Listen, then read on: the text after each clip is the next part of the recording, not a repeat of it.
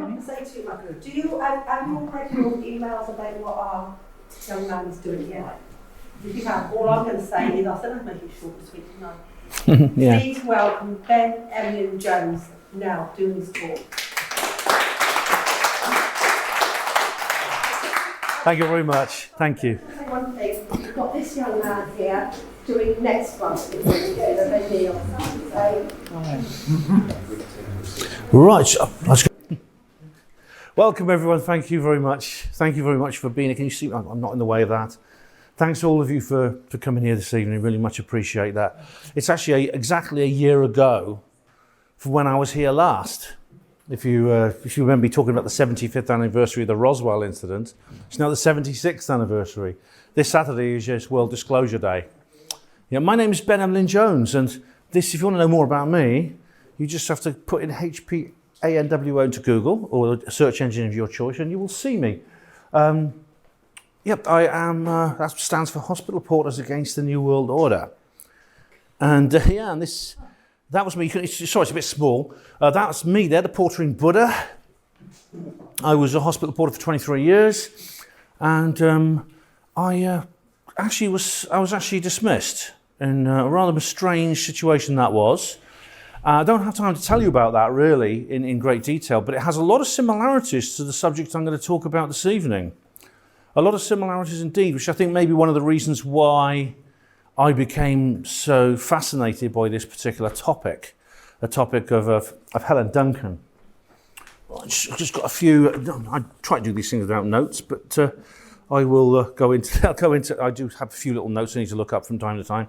Yeah, this story is one which involves a great injustice, which always makes me upset. But it's also there's undercurrents and there's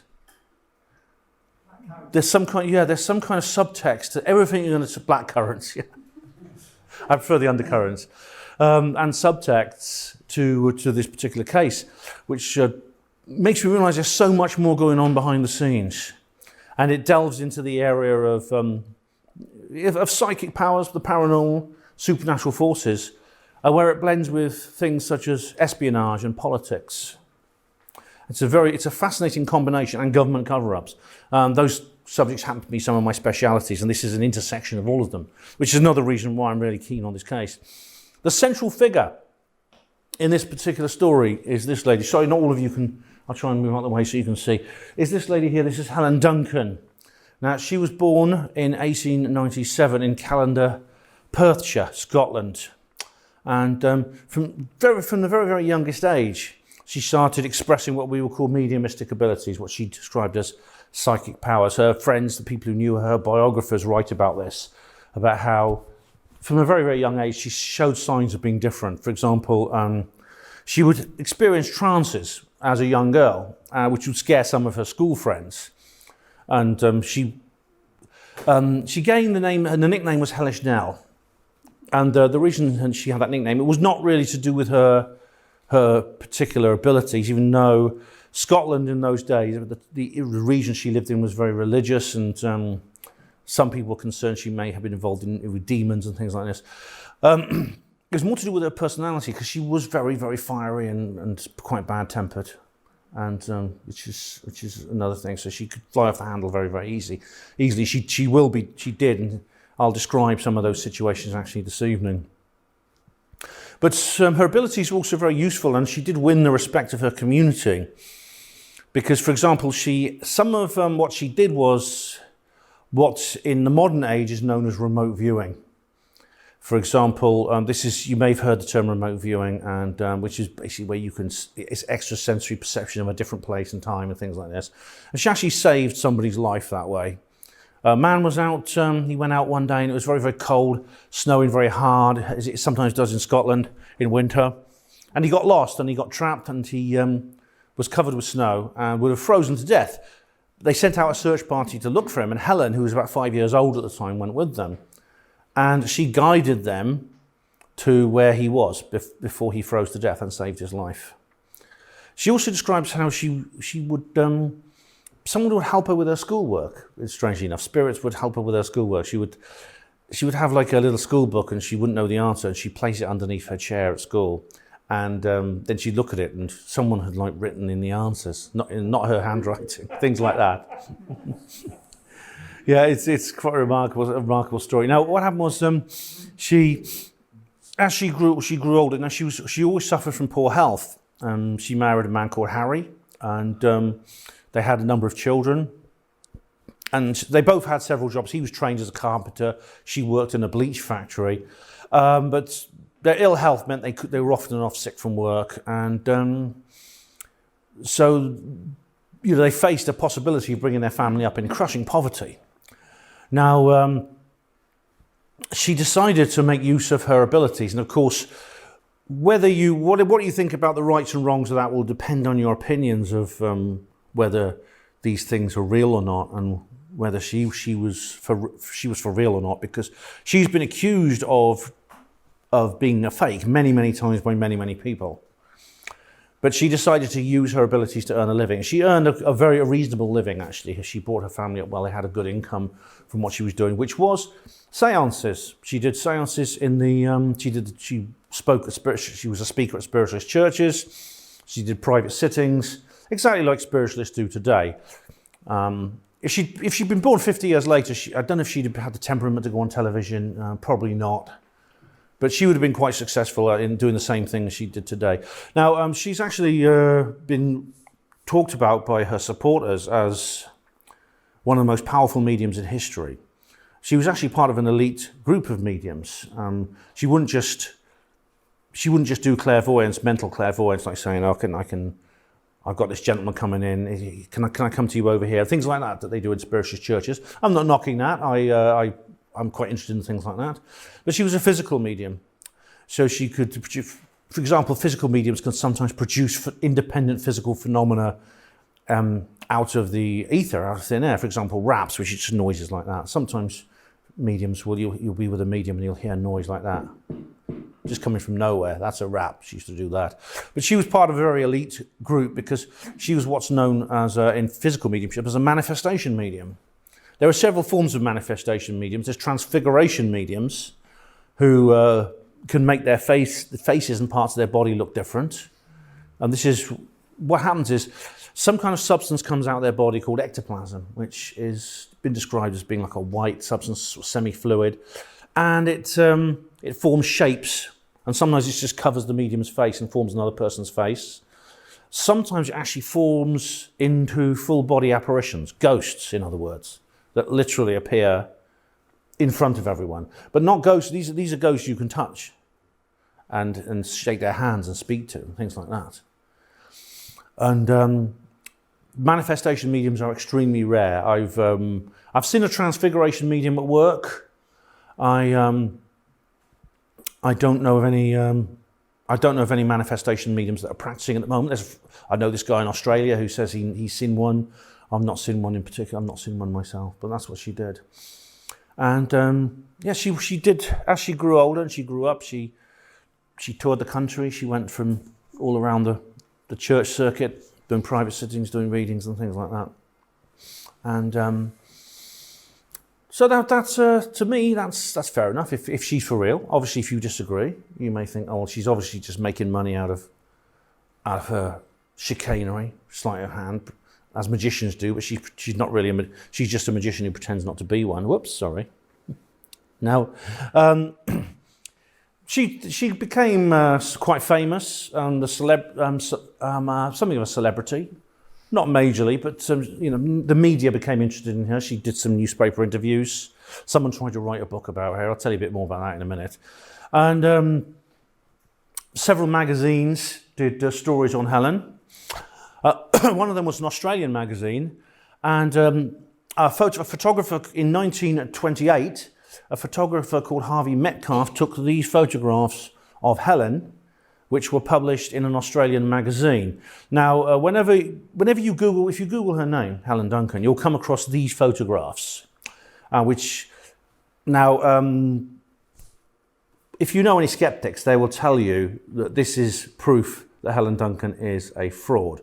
This is, they'll say, well, look, these are photographs taken of Helen in trance producing ectoplasm, and these are the ghosts, these are the ectoplasmic ghosts she's producing. which you can clearly see are dummies. The faces, I mean, you can't see it very well on the screen, but I can show you the pictures properly later if you like. The dummies, as you can, are actually probably made of papier-mâché and they're painted. The bodies are basically a white sheet that is draped over them, and the shoulders are coat hangers. In fact, you can even see what kind of coat hangers they are. The one on the left is one of those arch-shaped coat hangers, and the one on the right is one of those long, straight coat hangers, which have the little bit sticking up at the end. And skeptics will often say, well, that's your proof. Helen Duncan is a fraud because she faked, this is her caught red-handed, basically faking the effect that she pretends to do. She pretends to manifest. The thing about it is, this is actually not photographs of Helen Duncan in trance. These are reproductions. And Harvey Metcalf was brought in to take photographs of a reconstruction of what would happen with Helen was in trance. This was not meant to be a photograph of Helen in trance. There are some photos of her, which I'll show you in trance in a little while, but this is not one of them. And is that her? yes, as you can see here, she has ligatures around her wrist, and some people are holding her, and she's blindfolded. But this, what Metcalf wanted to do was with a little bit of very simple special effects, I just want to let the reader see what it would look like, as close as we can to what if you're really in trance. So there's no fraud here. This was done deliberately as a reconstruction, and it was open. It was described in the magazine openly. There's a guy I know in Australia who's got a copy of the magazine, and it describes it quite clearly. That's what it is. So this is not evidence that Helen Duncan is a fraud. If you were in one of her trances, this is probably more likely what you would see. You see here there's a gentleman here with this big waft. I can't see if I can put this on full screen. I don't know how I can't. Let's have a look here. What's this? Is that it? That's better. That's better. Sorry, that's a lot better, isn't it? Yeah, you see, this is probably more likely what you would see with Helen Duncan in trance. There's this sort of semi-fluid, hovering white milky substance, which is not affected by gravity. I'll try and move around so you can all see the pictures, because some people over here can't see them. This is not affected by gravity, and it's sort of opaque, and sort of rather like, almost like the popular image of a ghost. This is not a medium. I think it's just a normal person. But these things can appear spontaneously. They're not necessarily generated by psychics and mediums.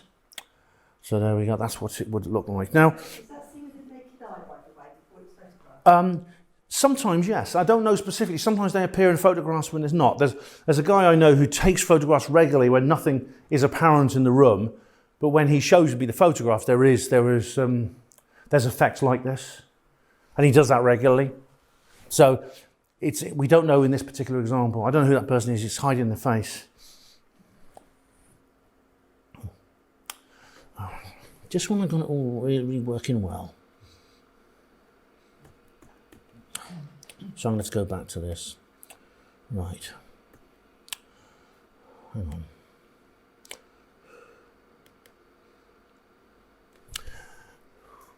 It's just a simple photo view. I don't know what the problem is. Okay. Full screen. Oh, that's it. Now this is Harry Price. You may have heard of him. He's a famous ghost hunter. Back in the days before ghost hunters were like popular TV shows. Harry Price is a famous psychical researcher who he did a lot of very, very famous investigations, including Borley Rectory, which has been made into a really good film. I don't know if you've ever actually seen that. It's worth seeing. Along with the media and people seeking communion with departed spirits, psychical researchers also became interested in Helen Duncan. Now, psychical research is something that still goes on today, but it's not as popular as it was 100 years ago or so. The heyday, I think the golden age of psychical research was the late 19th and early 20th century. And this guy, Harry Price, was one of the principal figures in that movement. And he's got a whole list of, if you want to go to harryprice.com, his website, which has all his papers that have been written up there. I don't think he set that up himself. He died in 1948, so it wasn't his own doing.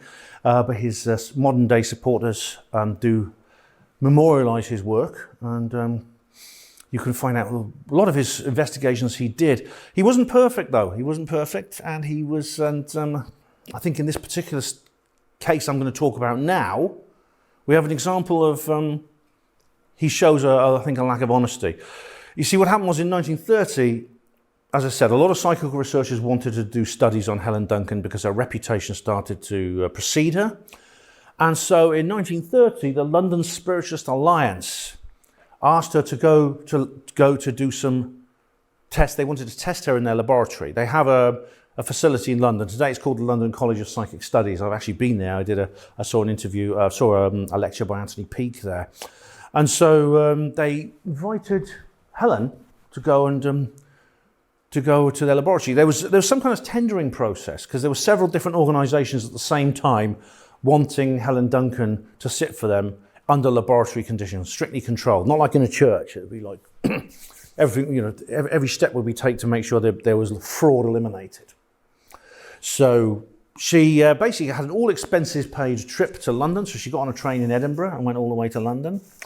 Now, as I said, there was some kind of tendering process involved in this, and the LSA actually won it. Yet, Helen actually broke this deal. She actually signed an exclusivity contract with the LSA, which she subsequently broke.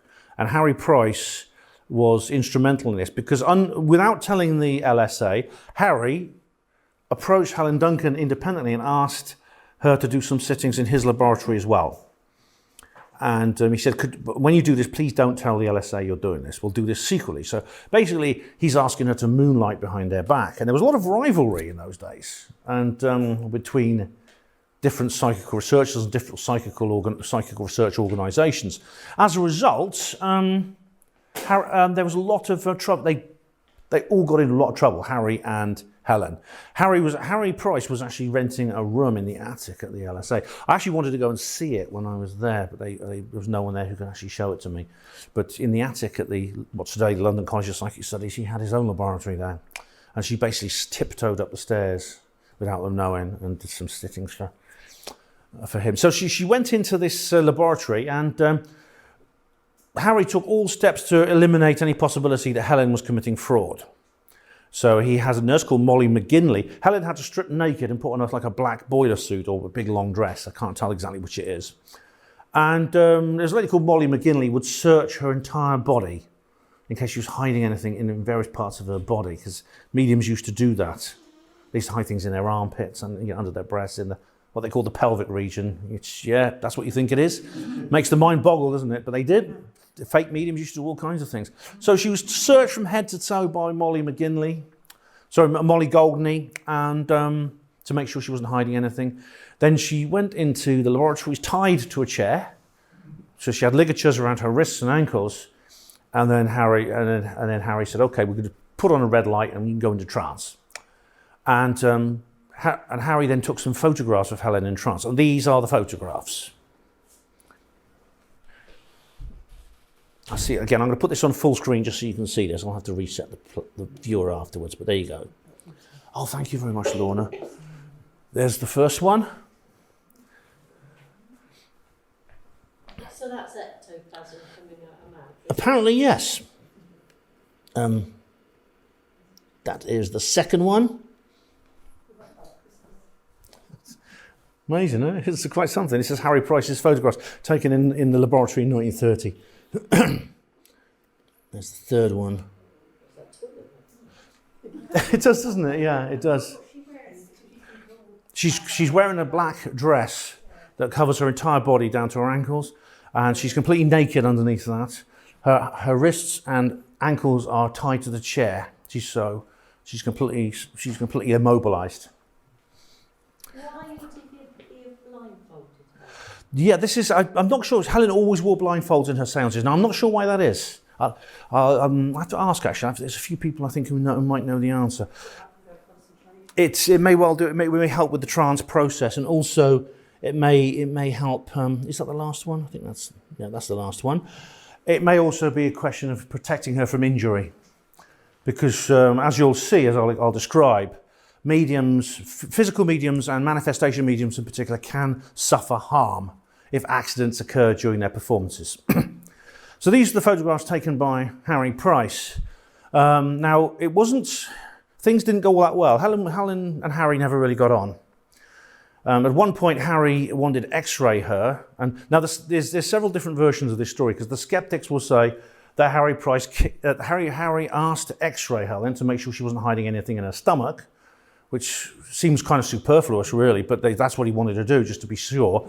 And then she flew off the handle and started attacking him and swearing at him and abusing him. We do know that she stormed out of the LSA and basically made a scene in the streets, and got very angry with her husband as well, who she accused of betraying her and things like that.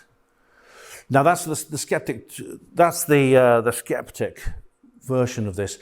I've heard another side of the story, which was she received a reprimand from the LSA, as did Harry, because the LSA found out about what they were doing these secret experiments behind their back, and that they were not amused because, as I said, Helen did sign an exclusivity contract with them, and Harry sneakily went behind their back, and as did Helen. And this was the cause of the argument, and Helen basically stormed off. She ran down to the docks and caught a coastal ship back to Edinburgh, and her husband had to travel home independently. So did they not, the NSA, they didn't get round to doing the tests? They did, yes. They did similar experiments, but they thought they were the only ones testing Helen. Now, what happened after that was, because of this, there must have been some very heated phone calls between the LSA and Hatton Price at that moment, in that period. They both released reports saying that Helen was a fraud. Harry said that what you're seeing there was, it was cheesecloth, tissue paper and egg white, which Helen had swallowed and then regurgitated. In other words, she swallowed it and then basically induced vomiting to bring it up. Just look at those photos again and see if that makes sense. That's what he said anyway. And the LSA said something similar. And they were very angry with her, actually, and they called her, Price said she was a fat fraud, and he called her a fat fraud or something like that. It's very personal. And what I think happened was that because she essentially had humiliated them both so badly, they were kind of like, there was a kind of race to the bottom to denounce her first. This is to do with the politics between the two groups and between the two individuals. Price, the lone maverick, and the LSA. Now, the thing I find curious is that skeptics say, well, this is just magicians' tricks. They can do this. And I've actually seen skeptics bending spoons. I've seen them doing cold reading. James Randi, you said he could repeat all the tricks done by Uri Geller, and he used to do them regularly on stage, which is not that difficult because Geller only had about 3 or 4 tricks. But he used to say, but that's all it is. It's basically just magic tricks, but they just pretend they're not magic. They pretend they're really psychic. Real magicians just say, yes, this is illusion. But what they were essentially doing was I've never seen this reproduced. The idea that you can actually swallow something, and then bring it up, and then do so in a way like this to produce this effect. I've seen people deliberately induce vomiting. I've seen some disgusting. There's some disgusting TikTok videos of people doing that, but nothing like. It looks nothing like this. It looks nothing like this. What's more, Helen had a very, very interesting supporter as well. This is what's his name? God, I'm having a Joe Biden moment. How can I forget this? Will Goldston. This is Will Goldston. He actually founded the Magic Circle, and he wrote 40 books on conjuring and magicians. He guides for magicians how to do magic for on a professional level or an amateur level, different kinds of tricks you could do and things like this. And he was quite rare because he was a trained magician and he knew all the tricks that the fakes use. Yet he said Helen was genuine, and he said he'd met Helen a couple of times. He'd actually observed her in trance. He'd also observed her eating things. For example, she would do her manifestation after eating a meal. Now, if you're going to regurgitate something and have any hope of making it look in any way realistic, you have to have an empty stomach first, don't you? Otherwise, you'd be bringing up your breakfast as well. There'd be an unholy mess all over the floor of the laboratory. He said he observed her eating before and after the séance, and that she was perfectly able to produce the ectoplasmic effect. And he said that Yeah, he was one of her. He was a very important supporter of hers because magicians aren't supposed to say those sorts of things. See, What was his surname again? Goldston. Now you can't see that there, but that's actually the logo of Psychic News. I don't know. Any of you ever read Psychic News? I think, is it still going on? Yeah. It used to be like a weekly, and he used to pick it up from the spiritualist churches. But he wrote this article here. This was in the Psychic News for April 1932. So this was a couple of years after the Price study. I won't read all this, but he talks about who she is. And he says she's alleged to be a fraud, and the methods of trickery which she is said to employ are so astounding as to be almost beyond belief. Mrs. Duncan is said to possess a remarkable power of regurgitation. Before the sitting, she swallows many yards of tightly packed and specially prepared cheesecloth and rubber gloves. All this material she regurgitates from her stomach during a séance, persuading it in some manner to simulate human shape. That, with further elaboration, constitutes the persecuting statement. So yeah, that's so he was important. He was an important supporter. But either way, Helen went all the way back to. It all went back. She went out from London. She left London under a cloud. She went back to Edinburgh, probably thinking things couldn't get any worse. But she was very wrong. Things got a hell of a lot worse. Into Helen's life in 1932, the same year that she met Will Goldston and had that. He wrote that glowing report of her abilities. She came across this woman, someone called Esson Maule, which is a very unusual name, Essonmaule. And so I don't know where she got a name like that from. Is it Eson? Is it Esson Maule? Oh, right, Eson. Okay, Eson. So there's not many photos of Esson Maule. This is the only one in the public domain. This was taken when she was young. This is in 1913. She was actually campaigning for the suffragettes in the Stirling by-election. And that photograph was taken of Miss Esson Maule doing this canvassing on the streets. Now she approached Helen and announced she wanted to write a book about her. She pretended to be her friend, and she actually did. Esson Maule. She did some. She'd actually written a novel and I believe several film scripts, and she has an IMDb page actually. So she wrote some film scripts in the 1930s. And so she wanted to observe Helen at one of her seances, so she went to one of Helen's local seances in Edinburgh. But halfway through, this, according to Maule, she stood up, switched on the light and grabbed the fake ectoplasm, which was, well, it was a gym slip apparently, or it's not a gym slip, a lady's slip, this. Esson Maule grabbed it and pulled it out of Helen's hands. And Helen got crazy and threatened her, and she had to run away, flee for her life. Helen picked up a chair and was going to throw it at Maule, and reported Helen to the police. And this is a court exhibit. You can see the labels at the bottom there, which attached to it, which say it's a court exhibit. This apparently was on Helen's possession. The thing is, by then, see, Helen was completely naked under a big black dress.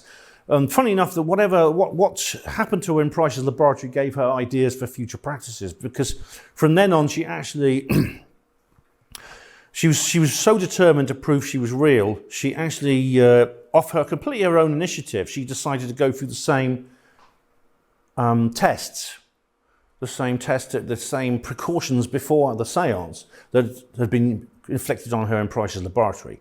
So she was stripped naked. She actually employed her own nurse called Mary McGinley, who would check her to check she wasn't hiding anything.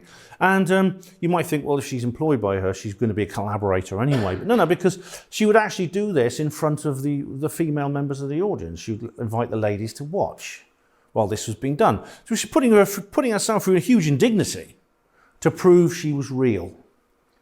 And this is one of the good sides of Price's test, because she learned that from Price's study in the LSA study. So this was presented in court as the fake ectoplasm that she was using. You see where it's ripped here because Maule was basically tugging it out of Helen's hand, apparently. How she sneaked that into the séance, we don't know, because Helen, like I said, was checked beforehand before she stepped into the cabinet. I'll explain more about how the séance works in a minute. And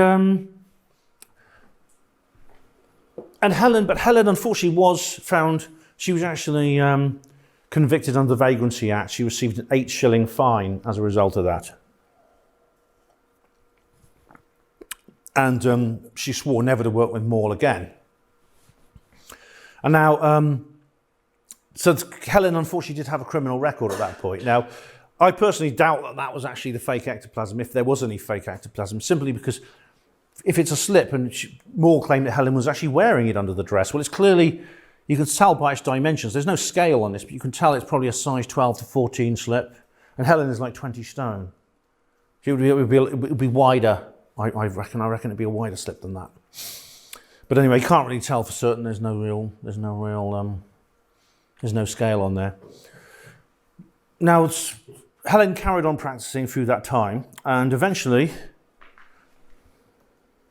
World War II began. In 1939, Britain declared war on Germany, and World War II started. And Helen was very much in demand at that point because there was a lot of fear, there was a lot of anxiety.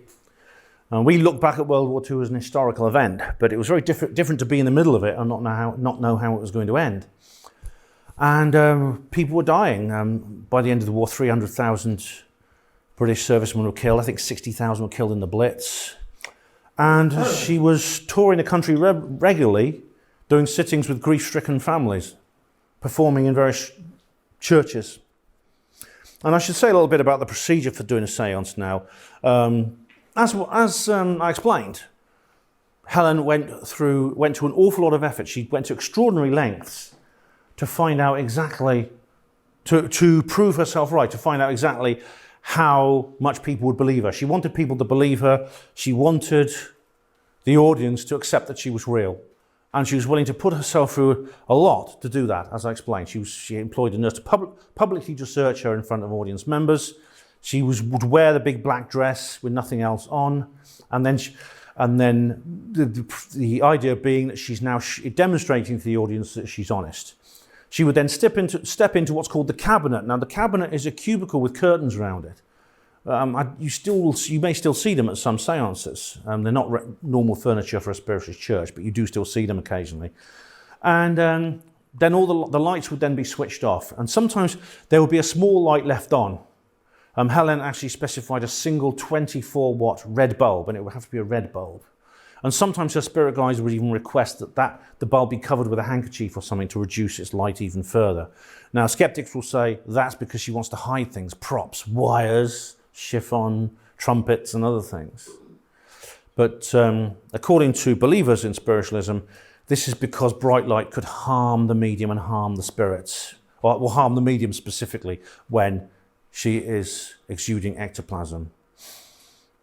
And then what would happen is the curtains would part and the ectoplasm would come out. It would actually come out the cabinet. Sometimes people would be able to see Helen in the chair, and it would be coming out of her nose or her mouth or another part of her body, her ears. Sometimes it would just come out of her fingers. And this would form into shapes, which would take on human form usually. Sometimes there'd be other things, and would interact with the audience members. And it wasn't cheap to go and see these sorts of things. You know, she was charged at the door. But people who went along, most of them said that it was worth it. They had a really, really great experience. Now, one of her regular calling points, because she was continuously on tour, was something called the Master Temple. Now, this was in Portsmouth. It was like a room above a chemist shop run by Mr. and Mrs. Homer, who were keen spiritualists, and they had a permanent, essentially a spiritualist church in the room above their shop called the Master Temple. And Helen used to drop in there very regularly and perform. And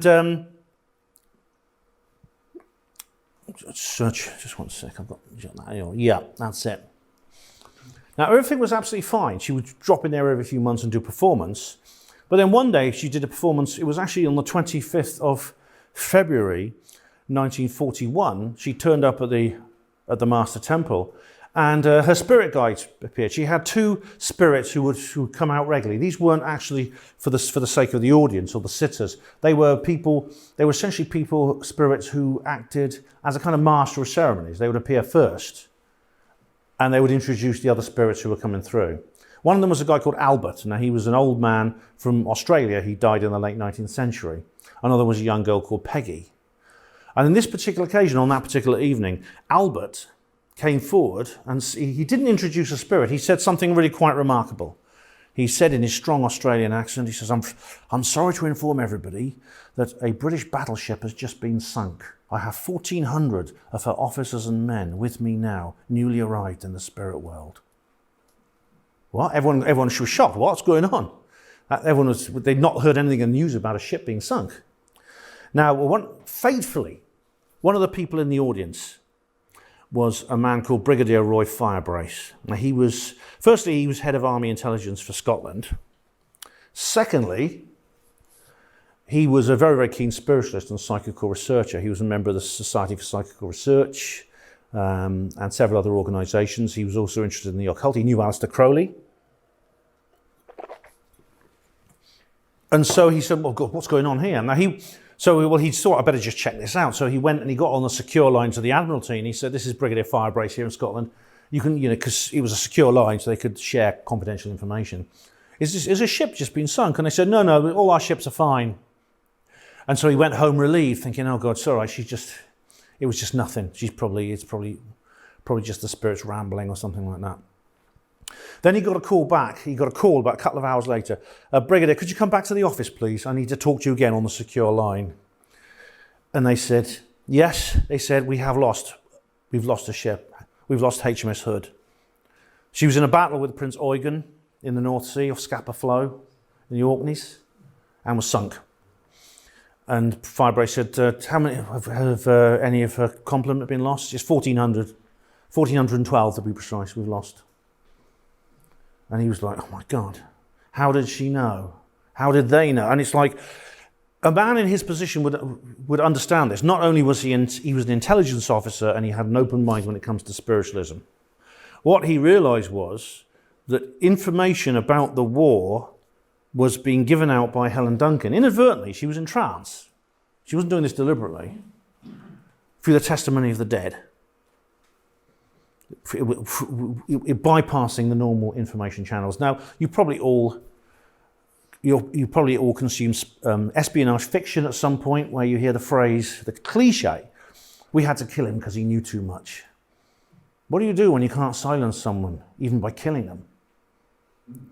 Firebrace was very worried, and what he did was, and we know this for a fact because his sister showed the letter. There was a letter in her possession, which was a letter from Firebrace to the head of intelligence to a guy called Commander Ian Fleming, who's head of. He's a linchpin figure in this. He was head of naval intelligence. He also spied on the Moscow show trial, the Spanish Civil War. He was the one most experienced intelligence officers in the country ever. And he was also involved in disinformation campaigns in World War II. Does the name Ian Fleming sound familiar? He also created he wrote the James Bond novels, which of course spawned a very successful film franchise that continues to this day. And so he wrote to Fleming, and we know he wrote to Fleming recommending that Helen Duncan be watched. And he recommended Section B19, which is a human intelligence part of MI5, a human intelligence department, be sent to watch Helen Duncan. We don't know specifically if she's watched, but a recommendation from Roy Firebrace goes a long way. And they must have realised that the word of this will get out, and if MI5 were watching her, you can be damn sure the enemy were as well. They would have had their own agents. So when word got out about this, what happened? They would have their own agents in Helen's seances to find out what they could locate. And everything went, and so no action was taken against Helen for a while. But then on the 25th of November, Helen returned to the Master Temple. And we had Albert came forward again. I'm very, very sorry to inform you that another British warship has just been sunk. This time 800 of our officers and men newly arrived in the spirit world. And again, shock horror. This time one of them appeared in ectoplasm. And he was in his square rig uniform, how he manifested, with a little HMS cap band as well. And again, this must have caused a lot of consternation because, as it happened, a ship had been sunk, HMS Barham, and this was not reported in the media. The information that had been sunk was very carefully controlled. Some of the relatives, not all of them, some of the relatives of the sailors who'd been lost were informed, but not all of them. And some claim that Helen got wind of it that way. It's possible, but I think unlikely when you consider it holistically with the other evidence. Barham was actually a major surface combatant. It was an Admiral-class battlecruiser, one of the most powerful ships the Royal Navy possessed. In 1941, when no one knew exactly which way the war was going to go, they'd just been Dunkirk and things like that, the government decided not to tell the public for the sake of just keeping up the spirits, morale. It's better not to know, they decided. But then Helen Duncan let them know. And this would have had her card marked really, really badly. And eventually, something did happen. It was a few years, actually. It was not until February 1944. But on the 19th of February 1944, she returned to the Master Temple and did another séance. And this time there was a police raid. There were two police moles in the audience, a guy called Lieutenant Stanley Worth. He had his friend PC Rupert Cross beside him. And halfway through the séance, according to him, what they did was they blew whistles informing the police to come in. There were police actually they had their police cars parked around the corner outside the Master Temple, and they ran into the building. So Worth and Cross blew whistles, switched the light on, the big bright main light, not the red light that was on. And the police at that signal all ran into the Master Temple. They detained everyone in the room and they arrested Helen. And Cross and Worth grabbed hold of this fake ectoplasm, which was, according to them, a bedsheet. And Helen was arrested, just like she was in 1932 after Easton Mall did exactly the same thing. Helen was expecting to go to court and go through something similar that she did before. In other words, she gets a rap for the Vagrancy Act, probably another fine, and then she's just let go. But something incredible happened, almost unbelievable when you think about it. And it must have been absolutely gobsmacking and shocking for her. The whole case was escalated to an astonishing level. She found herself in the Old Bailey. She was dragged into the Central Criminal Court of London and faced counts under Section 4 of the Witchcraft Act of 1735. It's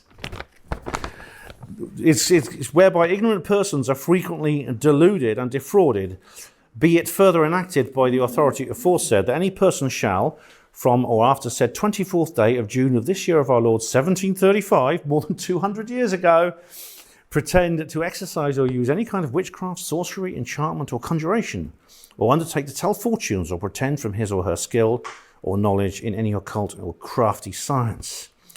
This was a law which is basically, this was the first time it had been used in court for over a century.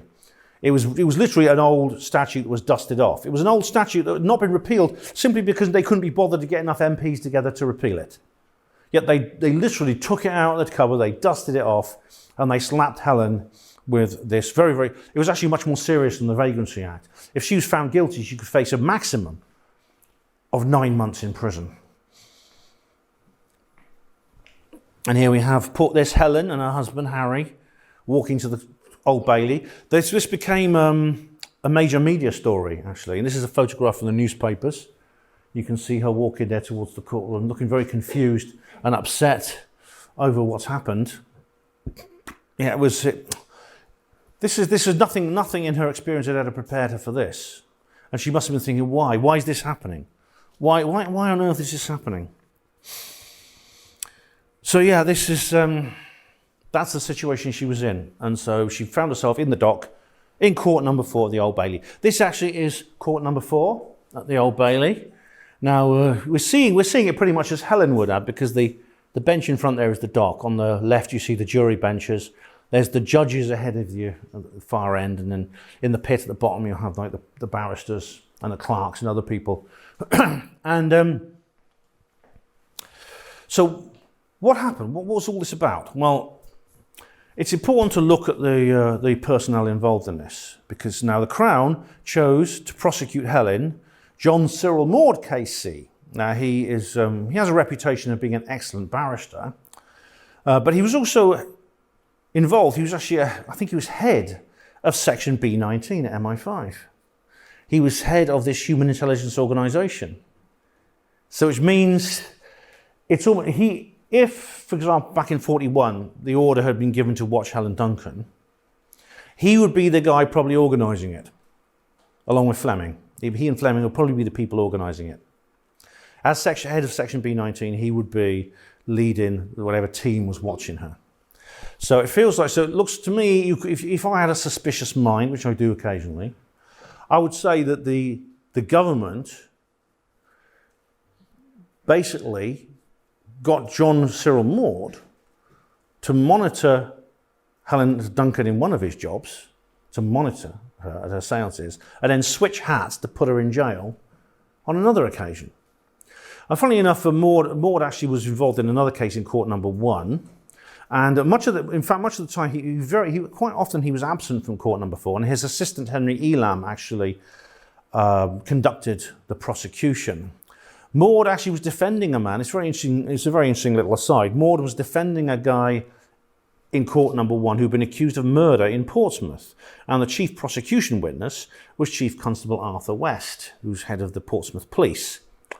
And the man, the defendant in court 1, accused West of trying to frame him, and the man was acquitted, which I think is very interesting because West, I mean, on one level, you could say this is an open and shut case. If you were a skeptic and you had a particularly literal mind when it came to legal matters. I mean, I've read you the description of Section 4 of the Witchcraft Act, and well, obviously she's doing that because she was caught with a bed sheet over her, pretending to be a ghost. And this fits perfectly with what I've just read to you. And West was her character reference. West, during the sentencing hearing, Chief Constable Arthur West called her, this was his character assessment of her, a pest on society, a heartless exploiter of grief-stricken and vulnerable people. So therefore, the judge had no alternative but to give her the maximum sentence of 9 months in Holloway Prison, which she richly deserved, did she not? Or maybe something else is going on here. Because Maud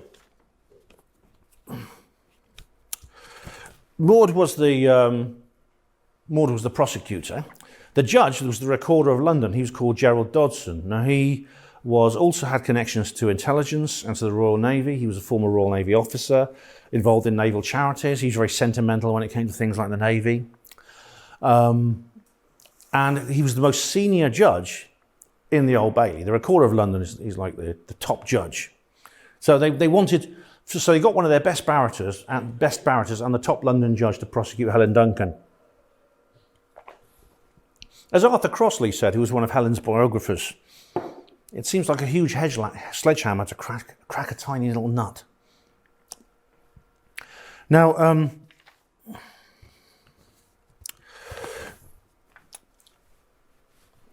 Helen had a defence solicitor who was not a barrister. He was not a member of any of these slippery, furtive, quasi-Masonic organisations that barristers join, which are called the Inns of Court. Maud was a member of the Middle Temple, I should point out. But he knew the law, he had a law degree, and he was a spiritualist, and he was very keen. He felt very strong personally about Helen's plight, and he wanted to do right by her. So for him, this was something he conducted. He put his heart into. He didn't just have to pretend and act like some solicitors do. He really put his heart into it. Now, this is where it gets very, very strange. First of all, we'll concentrate. What happened was the principal prosecution witness was Cross and Worth, the two men who'd been in the séance, who grabbed the fake ectoplasm and called the police. So what happened was Worth first heard about Helen Duncan when he and his friends went to a séance because at the Master Temple, because he liked to do it for entertainment. He and his friends liked to do it for entertainment. They just thought, well, we'll go to. They called it going to the spooks. It was kind of an equivalent of going to the pub, a lad's night out. They're not going to go to the pub, they're going to go to the spooks, they called it. It's not cheap, it was 12 shillings, which is quite a lot of money in those days, but they considered it worth it because it was entertaining. So they went to the Master Temple, and they went there with the expectation of seeing something truly extraordinary, and all he saw, apparently, was Helen Duncan prancing around with a king-sized bedsheet over the top of her. And he thought, this is not on. He thought, I'm going to bring her to justice. I'm going to do everything I can to stop this terrible exploitation of people and expose this fake for everyone to see. That's what he basically said. The thing about Worth was he lied under oath, because Loseby asked him, are you a member of any intelligence organisation? He said, no, sir. That's a lie. He committed perjury. He was a member of the Naval Provost's Special Investigation Division, so he was kind of a detective. And he was a very close family friend of Arthur West, Chief of Police, as was Rupert Cross, his friend, and who was a police officer. And that really was the cornerstone of the defence's case. Now, the prosecution's case. Now, Loseby, the defence barrister, he basically brought in every single person who had been at that séance, and to describe what they'd seen. He probably overdid it, actually. He should have kept it more simple. But he brought all of them in. I'm surprised the judge didn't dismiss half of them, because they told kind of the same kind of story. They said, yes, I saw my mother, I saw my brother, I saw all kinds of things. And Mrs. Ann Potter, who'd been on the front row, she said that she'd seen her mother, who died a few years earlier, and recognised her, even the freckles on her face, when she appeared in ectoplasm. She touched her, kissed her cheek. And there was similar stories like that. The prosecution witnesses there were a few of them at the séance who just echoed what Worth had said. We saw Helen Duncan prancing around in a bedsheet. Right, yeah, but... You may have worked out already that there's a little discrepancy, isn't there? This was a battle basically of witness testimony. There was no forensic evidence at all. But didn't Cross and Worth grab hold of the bedsheet? Do you remember me telling you that? They grabbed hold of this king-size bedsheet and blew their whistles and turned the light on. So where was the bedsheet? Loseby did press him on this, probably not hard enough. Worth said, we lost it. We lost this. This is the most important court exhibit of all. It was like the slip that Moore showed in 1932. This was the supposed fake ectoplasm. They lost the fake ectoplasm. They both, Cross and Worth, blew their whistles. They switched the lights on. They both had their hands on this sheet. The police were in the room in a matter of moments, and they had their hands, both of them, on this sheet. The police detained everyone. No one was allowed out of the room without being searched. Helen was arrested. Yet this sheet, big enough to cover a 20-stone woman, got lost. And, Worth said, how did you lose it? I says, we don't know. We lost it. And he said, well, how did you know it was there? How did you know? It basically was a circular argument. He said, we kept saying, why didn't you find it? We said, we lost it. How do you know we lost it? Well, how else could we have failed to find it? So he just used a circular argument. It's pretty obvious that Worth was lying. There was no bedsheet. This fake ectoplasm never existed.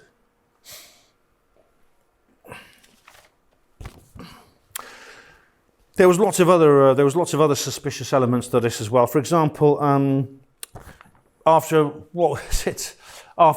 14 entire years of a vendetta, talk about bearing a grudge. Who comes back into her life? Harry Price. Harry Price coached the prosecution witnesses. Now, that to me, I'm not a lawyer. I don't know if this is actually normal procedure, but it sounds to me like an attempt to pervert the course of justice. The defence witnesses had no coaching that I'm aware of at all, but Price came in and he was involved with the prosecution. There was lots of other discrepancies. There was in the initial magistrates' hearings, Worth and Cross. Again, there was some contradictions in what they said. For example, when they were asked about Mrs. Potter's testimony, Mrs. Potter had told everyone that she'd seen her mother in ectoplasm. Cross and Worth said, well, that's impossible because You know, it was too dim. The lights were too dim for her to have recognised her mother, to have seen anything. Well, the thing about it is, Mrs. Potter was on the first row. Worth and Cross were in the second row. Yet they said they recognised Helen Duncan. So it was light enough for them to recognise Helen Duncan, but it was not light enough for Mrs. Potter to recognise her mum sitting even closer. So that's another of these little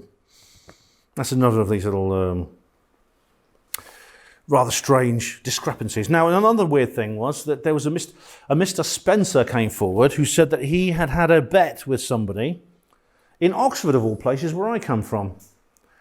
Someone had put on a bet that Helen Duncan would be arrested and the chief prosecution witness would be called Stanley Worth. This is before the raid on the Master Temple. And it came true. How did he know? Turns out this guy knew Stanley Worth. How did Worth knew in advance what was going to happen? Now, Lowsby was a decent guy. I think he was a good man. He wanted to do well for Helen, he really did.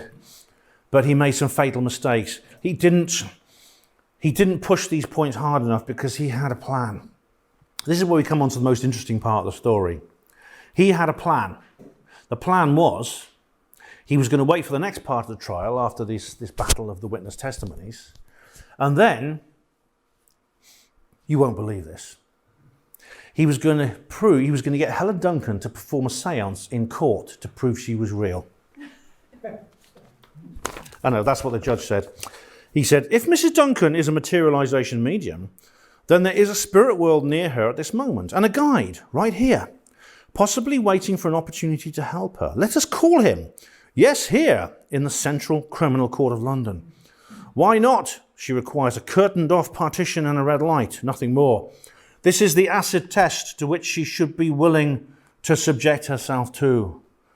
Let me tell you, Your Honour, she is so willing. Well, the judge refused.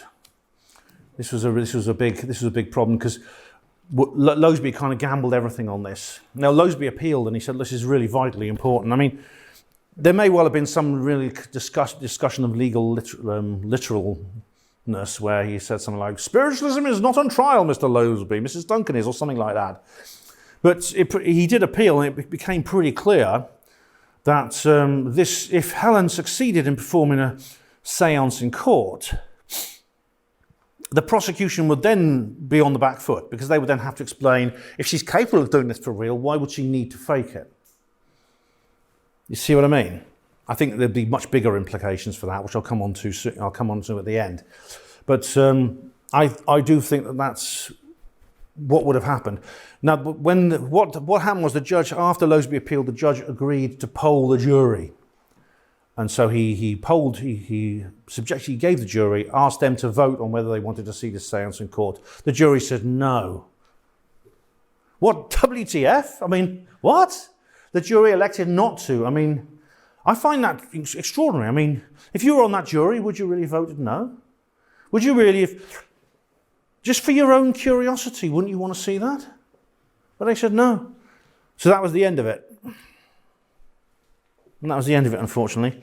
On the 6th of March, Helen was sentenced to 9 months in Holloway Prison. And after the character assessment by West, the judge had to impose the harshest sentence on her. Now, she had time served because she'd been held on remand. And that, to me, is even weirder. I mean, I should actually mention she was not granted bail. I mean, why? She's not a mad axe murderer. She's safe to walk the streets. She's not going to run off anywhere. I mean, why was she refused bail? But either way, she had time served, so she was basically out by September, which is something. It would have been longer if she'd been granted bail. So you can maybe look at it that way. But she was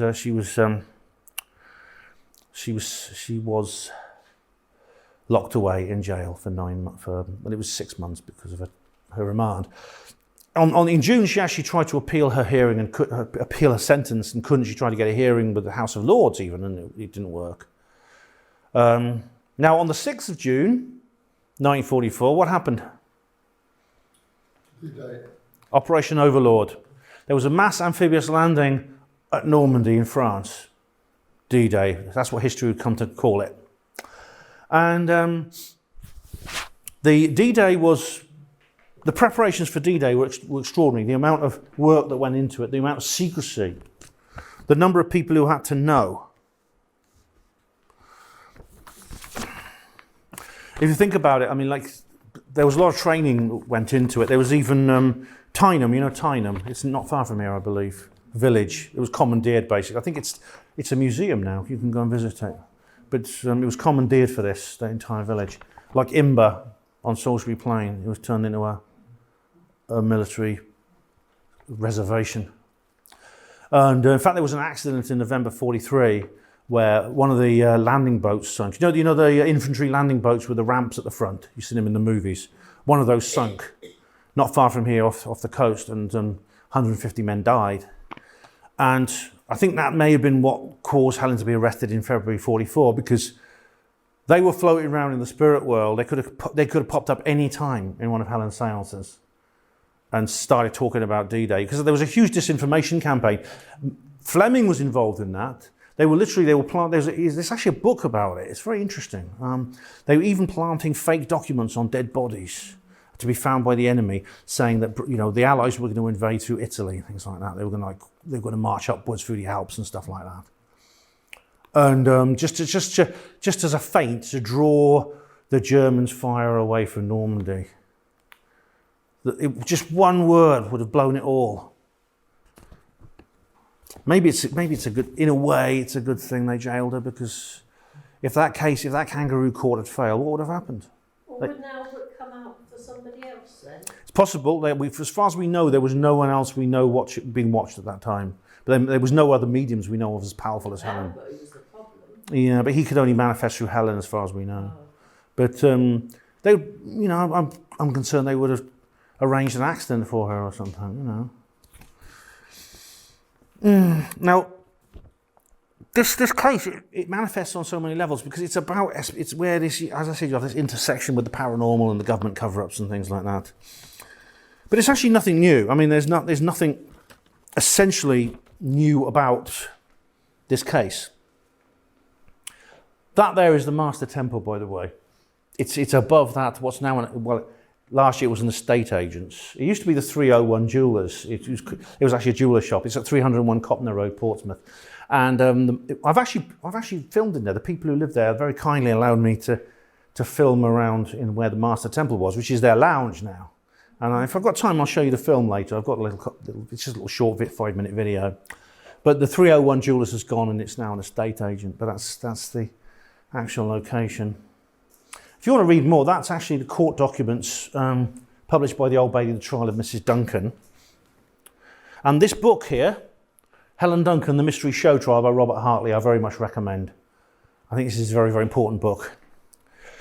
Now, there's nothing particularly new about psychic powers and warfare. These things have always been walked side by side. This is Julius Caesar. He used to consult a soothsayer before going into battle. How am I doing for time? No.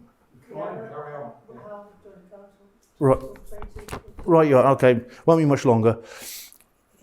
Alexander the Great used to he actually took a soothsayer with him on his campaigns, and he used to consult this soothsayer all the time before going into battle. And in 1492, I believe it is, was it?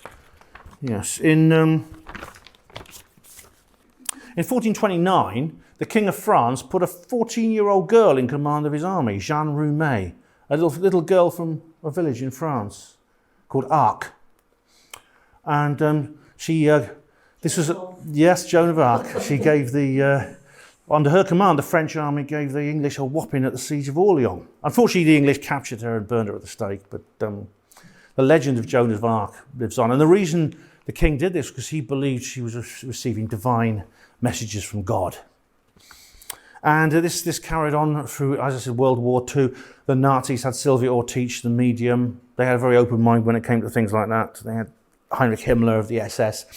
And in the Cold War, even though technically speaking this was all mumbo-jumbo, that's what you always hear through official channels, secretly the governments on both sides in the Cold War were very interested in this sort of thing.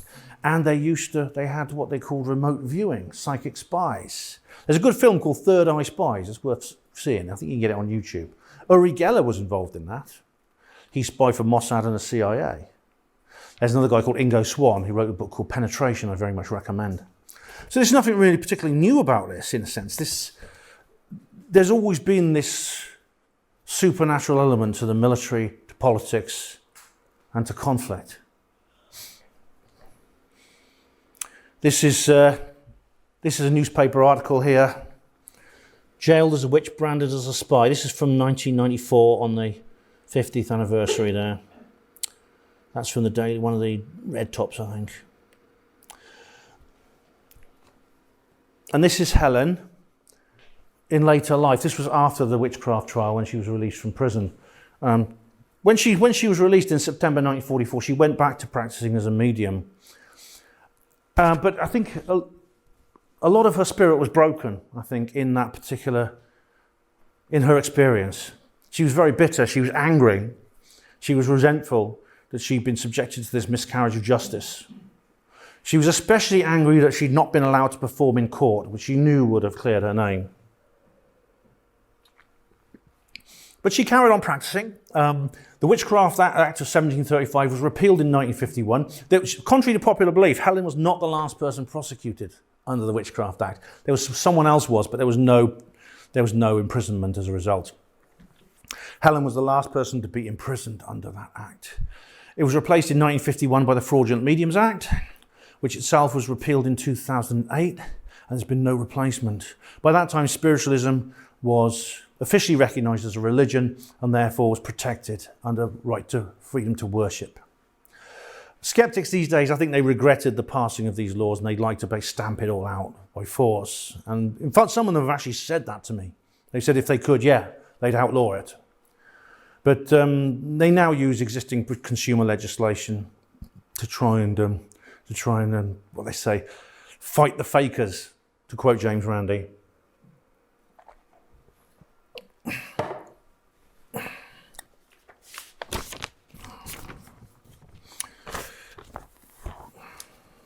On the 28th of October 1956, Helen performed her last ever seance at the West Bridgford Spiritualist Church in Nottingham. I actually went to that location. Now, the West Bridgford Spiritualist Church is actually, it's got its own premises, but it used to be in someone's house, like the Master Temple. And I went to the house. I didn't knock on the door, but I was filming outside, and someone came out and told me to go away. And they said, can't you? They knew what I was there for, you see. Maybe they recognised me, I don't know. Just let it go. Let it go. And I thought, even after all these years, this was only like about 10 years ago, even after all these years, it still bothers people. The family who ran the church there still live at that address. But I filmed in the street outside, as is, some have a right to on a public highway.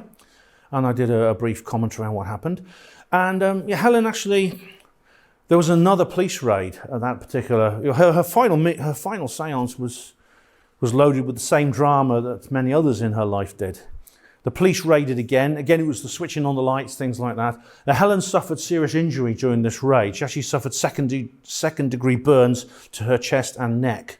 And many mediums and spiritualists will tell you that if a medium is disturbed, if a manifestation medium is disturbed in trance, they can suffer that kind of injury. It's like an electric shock, almost like a lightning strike.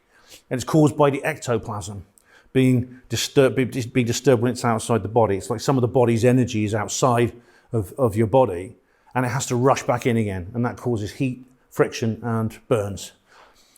Helen was examined by a local doctor. She was treated for the burns, and then returned to her home in Edinburgh. But she was never the same again. She died on the 6th of December. Now, I know she was not a well lady. She had all kinds of health problems. She was seriously overweight, but so was Elvis when he died, and no one holds that against him. Yeah. Helen was, she was not a well lady. But judging by the fact that her health deteriorated after the West Bridgford incident, it's quite likely, in fact, it's quite certain, I think, that killed her. It shortened her life considerably, and she died. However, her family are still in touch. Her family report that she's still in touch with them regularly, including a lady I know called Margaret Hahn, who's Helen's granddaughter. You'd be disappointed if she wasn't. Yeah, I know. She's still she keeps an eye on people. Yeah, there's a pardon now There's a campaign to pardon Helen Duncan from her because for prosecution. I mean, there's a... Firstly, I mean, they believe... I mean, it's two-pronged, really. This has been going on ever since she was convicted. There's a two-pronged assault on the government over this. Firstly, the unfairness of her conviction should be basically that the verdict itself should be overturned. Secondly, the fact that she has been prosecuted for a statute that was then repealed. And as a result, she could receive a pardon for that. And now, there's been no success for a while. There wasn't any success for a while, but then there has been a development since then, which may lead to Helen actually being exonerated. Do you recognise this chap? That's Alan Turing. Now, he was a computer genius. In fact, he was the first computer scientist to come up with the idea of artificial intelligence, which we're all very familiar with today. If you ever use ChatGPT, this guy was he was the theoretician who first came up with this idea. He was also one of the most important people in the entire British war effort. Using the computer he designed, he deciphered the supposedly unbreakable Enigma code that the Germans were using, which was a huge benefit to the Allies. He should have been the greatest war hero of them all. He should have had a hero's welcome medals and things like that, but it was not to be. Now, the story of what happened to Alan Turing after the war it's tragic and it's shameful. In 1952, he was convicted under the Labrouche amendments of the sodomy laws for indecent acts with another man. Basically, he was an out-of-the-closet homosexual, which is perfectly acceptable today. No one cares. Very few people do. But it was a crime in those days. And he didn't actually go to jail, but he was offered an alternative to prison. The alternative was that he was to receive medical treatment, supposedly to turn him straight. What this medical treatment did was it ruined his physical and mental health. In 1954, he committed suicide. Now, ever since he died, ever since he took his own life, there's been a campaign to pardon him and get an apology from the government. And in recent years, they have succeeded with what's known as Turing's laws. There's an equivalent in Scotland. In fact, Nicola Sturgeon did actually stand up and make an apology to all the people who were prosecuted under the Labrouche Amendment. It was repealed in Scotland in 1980. It was repealed in England in 1967. So what's this got to do with Helen Duncan? It's an identical legal situation. There's a court case, you're prosecuted for a crime, put in jail. The crime is then no longer a crime because the statute is repealed, so you're no longer a criminal. Well, you can then say, well, why not just let him off then? Give him a pardon. I mean, this was a bit dodgy at first because several people saying, yeah, but it was a crime at the time, and you can't just keep running the clock back and things like that. But no, he's well on the way. I think he has been offered a pardon in Scotland, and there's been an apology as well. Not just that it was a crime, but it was an injustice. And it's the same thing with Helen. It was both a crime for a statute that was repealed, and it was an injustice. So I think Helen now stands a good chance with this common law precedent. But there's more going on here. Now, I don't have time to go into this in detail right now, but when Gerald Dodson refused to allow Helen Duncan to perform a séance in court, of course this was very, very important for the court case. But what would have happened if he had said yes? What if the poll of the jury had come back, yes, we want to see this? Helen would have had a cabinet set up in court, she would have done a séance in court, then what would have happened? People say, yeah, well, she'd have been exonerated. That would be it, she'd have been acquitted. But that wouldn't be the end of it, would it? What implications would that have, first in legal precedent, but also in historical precedent, in scientific precedent, in political precedent? This would essentially be saying, well, life after death is a real thing, and we proved it in court. Now that would have far, far greater implications than simply a woman not going to jail. It would change the world, wouldn't it?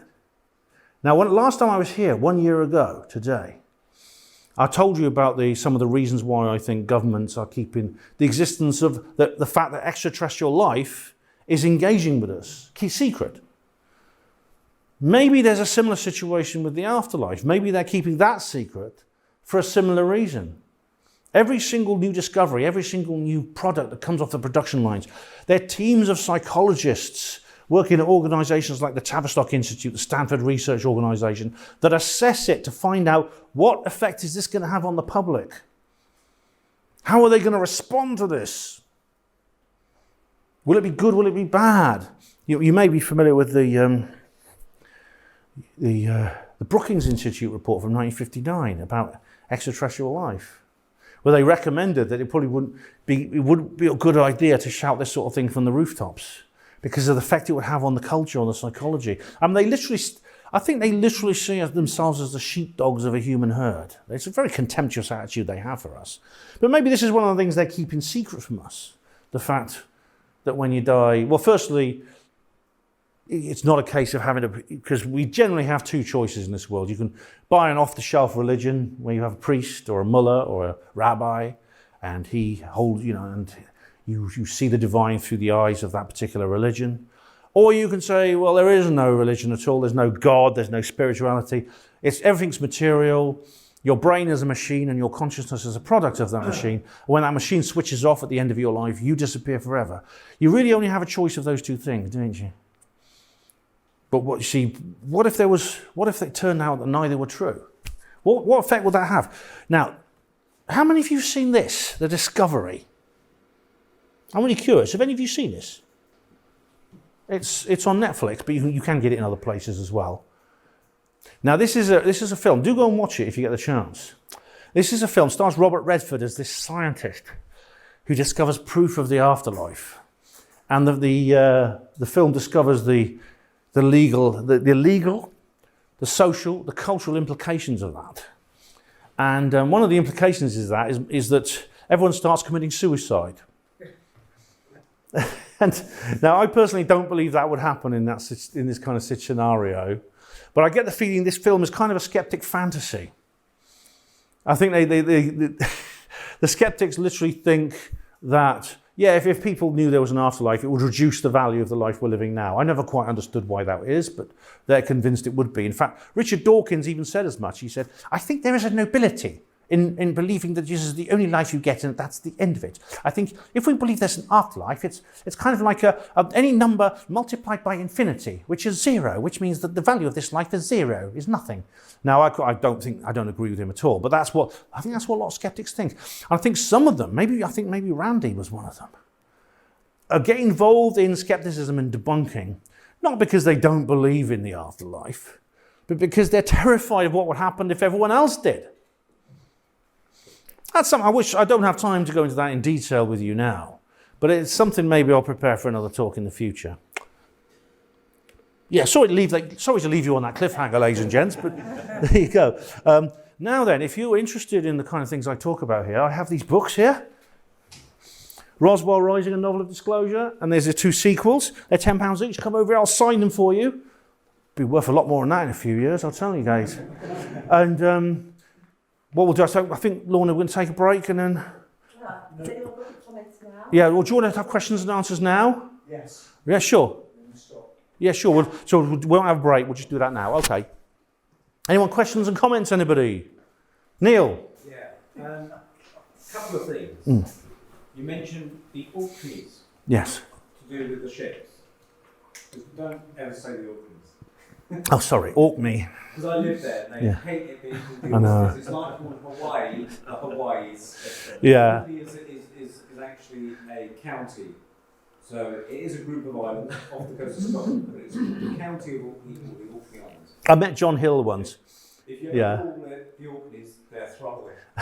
I met John Anthony Hill, who he wrote The Stolen Isles about Shetland, and I interviewed him. Captain Calamity, he said always call it Shetland, Yeah, always call it Shetland. Yeah. And the other thing is, you mentioned that the skeptics wanted to do the, I forget what it was now, through kind of, I don't know, instead of through the Witchcraft Act, they were doing it through... the Fraudulent Mediums Act. Yeah, they were doing it through something else, you said. Yeah, the Fraudulent Mediums Act, 1951, yeah. Yeah, no, through consumer... Consumer protection, laws, yeah. I just wondered if that was through which magazine? Yeah. That's my piece. Funny enough. So. Churchill has you say about it? Yes, he did. Yes. Yes, thanks for reminding me. Yeah, I actually left that bit out, and I shouldn't have. Yeah, there's a lot of people have claimed, they made a lot of claims about this, that Winston Churchill organised this all because he was basically he was a woo-woo freak like us. And it's true, he was a believer in spiritualism. When he was in the Boer War, he said he had a remarkable experience when he was trapped behind enemy lines. He felt that God was helping him. And he actually sent a memo to the Home Secretary saying, basically, he said, "Let me have a report on why the Witchcraft Act of 1735 was used in a modern court of justice. What was the cost of this trial to the state, observing that witnesses were brought from Portsmouth and maintained here in this crowded London for a fortnight?" And the recorder kept busy with all this obsolete tomfoolery to the detriment of necessary work in the courts. He didn't know anything about it. He was kept out of the loop. He was one more. I'll be with you in a sec. There's a rumour that he actually visited Helen in jail, which is not true, according to his granddaughter. Sir. One of the things that is, I think, widely known is when they chose the date for D-Day, they had somebody who went through Hitler's birth chart and found the times which was most unfavourable for Hitler. Really? They wanted to choose a day to go over. I think it was someone like, was it Alistair MacLean or somebody was one of the people that was involved with Alistair Crowley? It wouldn't surprise me. Alistair Crowley was an SIS. They consulted someone to pick Hitler's worst day on his chart. Blimey. To pick that day to go over. I didn't know that, but it wouldn't surprise me. It wouldn't surprise me. You mentioned Crowley. Crowley was in SIS, and the fact that he travelled so much means he would have been approached to be recruited anyway. But he also went to Trinity College, Cambridge, where there's loads of spies there. There was Philby, Blunt, Burgess, and Maclean, but both sides were recruiting there. And so, I didn't know that, but it wouldn't surprise me at all. Behind the scenes, the government, they call this mumbo jumbo, but they've always had, that's their public line. Their private line is something very different, just like with UFOs. Is anyone else? Would anyone else understand? At Sir? the time that she was in prison, she would have been very, very badly treated. Because Holloway Prison in that time was a very disgusting place to be. Yeah, I mean, she came out of there a broken woman. I mean, you could see the look on her face. When she's older, you can almost see she's world weary, and she never got over that. I don't think. I mean, being in prison was a terrible experience. The way she was put in there again was a terrible experience. She never spoke during the trial. She never gave testimony. But as she was taken down, she cried out in anguish. She says, "Well, I haven't done anything. Oh God, is there a God?" She said that was the only word she spoke during the trial. Yeah, Neil. Yeah, it's not a question. It's just because you showed the Helen Duncan tribute website there, which I've looked at myself and read in quite detail. And I would recommend, if you're interested, do go to the Helen Duncan website, because there's letters that people that have actually attended her sales have written in support of Helen Duncan. And one of them had a fascinating tale where they said they saw many wonderful things, and this is handwritten, you can see it, where one of them on the sales is she manifested a Highland Scots piper with his bagpipes and his big Scottish hat, but also coming out with this Highland piper was a Shetland pony, literally coming out the sales cover. And he said that the Shetland pony bowed its head up and down like Shetland ponies do, sort of thing. And if she's supposedly spewing this stuff up, as they claim, how on earth could you manifest a Highland piper with a Shetland pony? I must say, I've never seen a manifestation like that. Victor and Wendy Zammit, my friends in Australia, they have said they've seen full manifestation mediums at work. I've seen a transfiguration medium called Jason Harrington, who's very interesting. I've done a full report on my channel about this, where his hands change shape right in front of me. And I was sitting as close as this lady is to me, and I saw his hands change shape, his fingers stretched. It was very weird. His nails turned bright red. Very, very weird that was. Anyone else think of anything to say? Thank you very much, Ben. You're welcome.